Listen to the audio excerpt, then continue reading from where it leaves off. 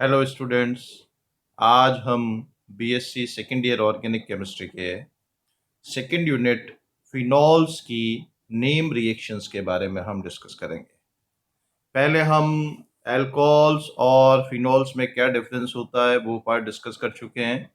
Phenol acidic nature क्यों show करते हैं वो हम पार्ट डिस्कस कर चुके हैं। और फिनॉल्स जो कि एरोमेटिक कंपाउंड्स हैं वो इलेक्ट्रोफिलिक सब्स्टिट्यूशन रिएक्शन शो करते हैं। और इलेक्ट्रोफिलिक सब्स्टिट्यूशन में भी जो इलेक्ट्रोफाइल का अटैक है वो ऑर्थो और पैरा पोजीशन पर होता है। Means the OH group that is present in phenol is ortho and para directing group. जो OH समूह है वो ऑर्थो और पैरा दस्तकारी होता है। यानी कि जो इनकमिंग इलेक्ट्रोफाइल है it attacks either at ortho position और एट पैरा पोजीशन। अब आज हम फिनॉल की कुछ इंपॉर्टेंट नेम रिएक्शंस के बारे में डिस्कस करेंगे। So first we come to Fries rearrangement reaction.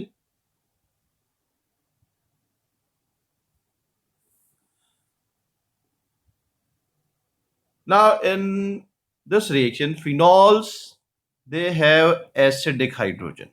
इनमें एसिडिक हाइड्रोजन जो है वो प्रेजेंट है। या एक्टिव हाइड्रोजन हम कह सकते हैं, सक्रिय हाइड्रोजन है, क्योंकि इसमें हाइड्रोजन अधिक विद्युत ऋणात्मक तत्व ऑक्सीजन के साथ जुड़ा हुआ है। तो यदि हम फिनॉल की रिएक्शन एसिटाइल क्लोराइड या एसिटिक एनहाइड्राइड से करें तो ये H ग्रुप एसिटाइल ग्रुप से सब्स्टिट्यूट हो जाता है, यानी कि एसिटाइलेशन उसमें होता है। और ये एसिटाइलेशन एसिटिक एनहाइड्राइड या एसिटिल क्लोराइड दोनों के द्वारा हो सकता है। तो यदि फिनॉल की क्रिया एसिटिक एनहाइड्राइड से की जाए तो फिनॉल में एसिटाइलेशन होता है और इस तरह का फिनाइल एसीटेट प्राप्त होता है जो कि एक एस्टर है। अब यदि ये जो फिनाइल एसीटेट इस प्रकार से प्राप्त हुआ है उसको यदि AlCl3 उत्प्रेरक की उपस्थिति में गर्म किया जाए तो उसको गर्म करने पर उसमें एक प्रकार की पुनर्विन्यास अभिक्रिया रीअरेंजमेंट रिएक्शन होती है। और उस रीअरेंजमेंट रिएक्शन में क्या रीअरेंज होता है, एक बार ऑर्थो पोजीशन वाला H और एक बार पैरा पोजीशन वाला H, और ये जो COCH3 ग्रुप है ये आपस में पोजीशन इंटरचेंज करते हैं और इससे ऑर्थो हाइड्रोक्सी एसीटोफिनॉन और पैरा हाइड्रोक्सी एसीटोफिनॉन इन दो प्रकार के उत्पाद का मिश्रण प्राप्त होता है। So this type of rearrangement reaction is known as Fries rearrangement reaction. अब इसके यदि हम मैकेनिज्म की बात करें तो this takes place possibly by acylium ion formation. Acylium ion के द्वारा यह अभिक्रिया होती है और जो कि फिनॉल की जो अन्य इलेक्ट्रोफिलिक सब्स्टिट्यूशन रिएक्शंस है उसी के समान होती है। तो ये फिनाइल एसीटेट है, ये कैटलिस्ट AlCl3 के साथ रिएक्ट करके इस तरह का प्रोडक्ट देता है। अब इसमें क्या हो रहा है, यहाँ ऑक्सीजन पर lone pair of electron present है तो ये लुईस बेस है। AlCl3 लुईस एसिड है क्योंकि इसके पास जो ऑक्टेट है सेंट्रल एटम एल्यूमिनियम का वो इनकम्प्लीट है। तो ये लुईस एसिड, ये लुईस बेस, ये रिएक्ट करके इस तरह का सॉल्ट बनाते हैं और इस सॉल्ट से फिर ये इस तरह का एसाइलियम आयन प्राप्त होता है। और ये एसाइलियम आयन जो है वो बेसिकली प्रेफरेबली ऑर्थो पोजीशन पर यहाँ पर अटैक करता है और इस तरह से अटैक करके और फाइनली फिर जो प्रोडक्ट बनता है उसका अम्लीय माध्यम में जल अपघटन कराते हैं। तो अम्लीय माध्यम में जल अपघटन कराने पर इस तरह का ऑर्थो हाइड्रोक्सी एसीटोफिनॉन प्राप्त होता है। और ये यदि इस एसाइलियम आयन का अटैक पैरा पोजीशन पर हो, ये पैरा पोजीशन है, तो उस केस में पैरा पोजीशन पर इस तरह का COCH3 ग्रुप आ जाएगा। तो उस केस में जो प्रोडक्ट बनेगा वो पैरा हाइड्रोक्सी एसीटोफिनॉल होगा।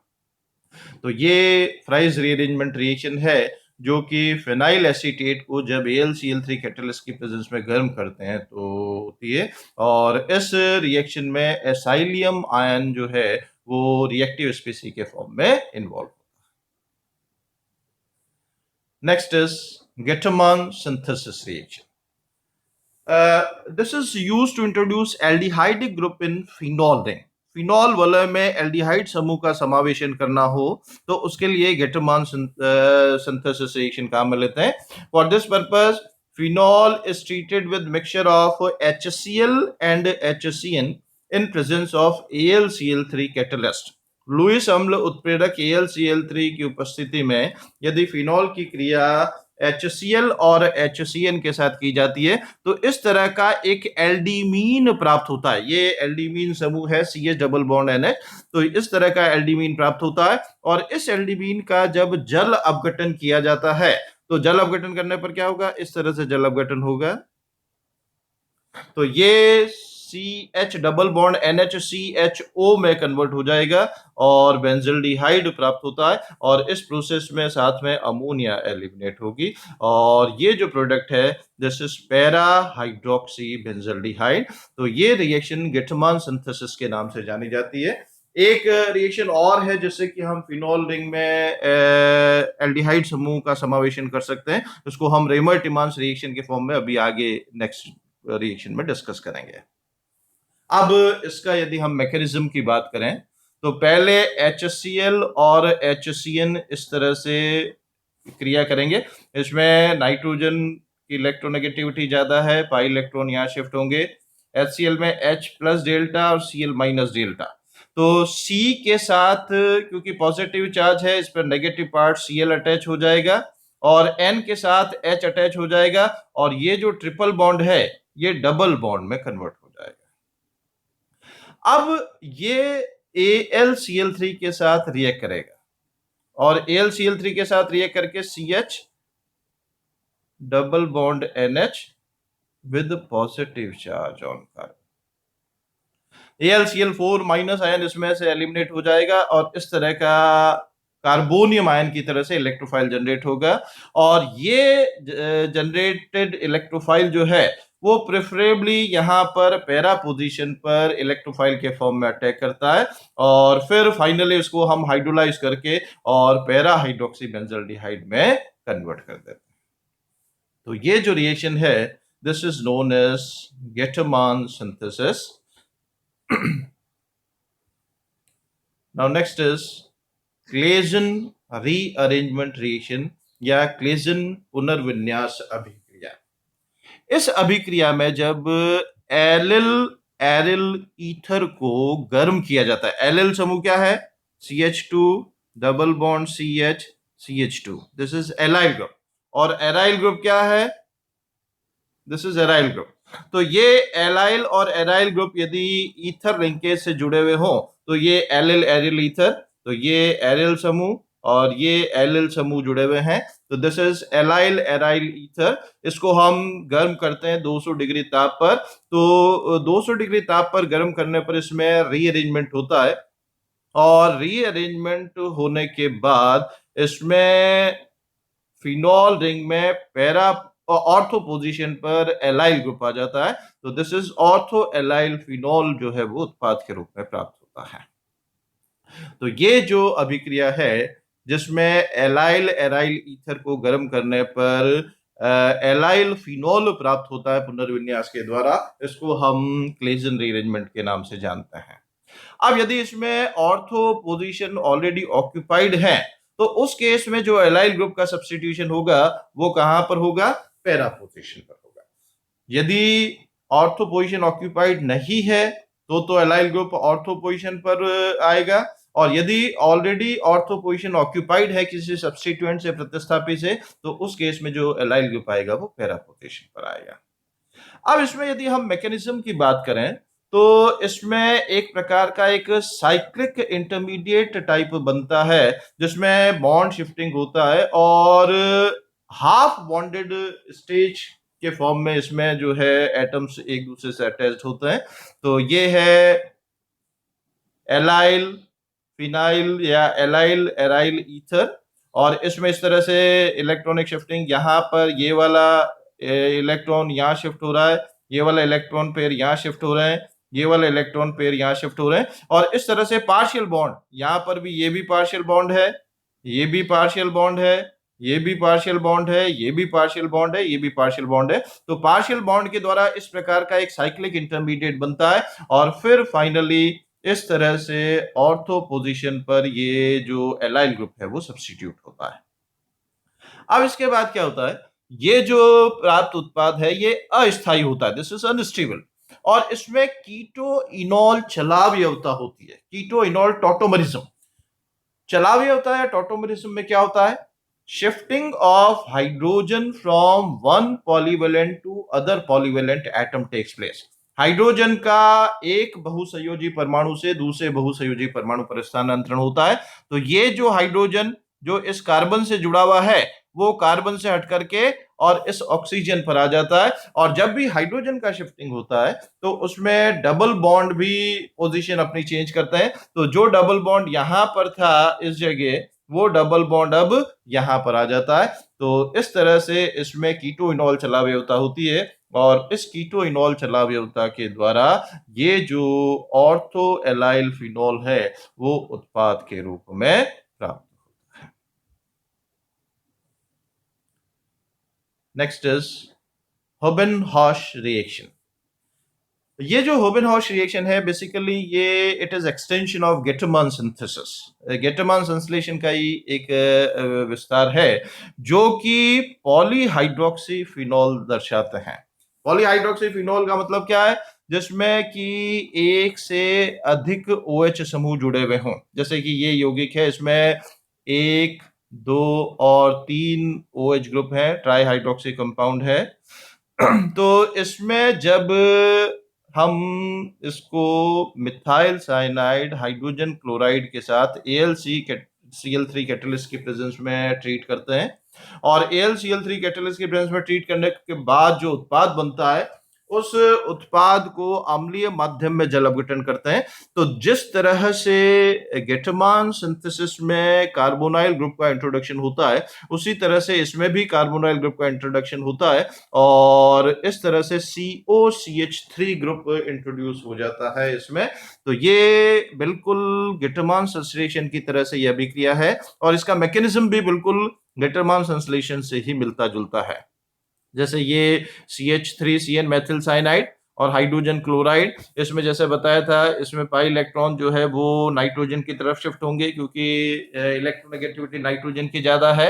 HCl में इस प्रकार का आयोनाइजेशन होगा H plus delta Cl minus delta क्योंकि क्लोरीन की इलेक्ट्रोनेगेटिविटी ज्यादा है। तो कार्बन पर क्योंकि पॉजिटिव चार्ज है इस पर नेगेटिव पार्ट Cl जुड़ गया और नाइट्रोजन पर क्योंकि नेगेटिव पार्ट है उस पर पॉजिटिव पार्ट H जुड़ गया और ये जो ट्रिपल बॉन्ड था ये ट्रिपल बॉन्ड यहाँ पर डबल बॉन्ड में कन्वर्ट हो गया।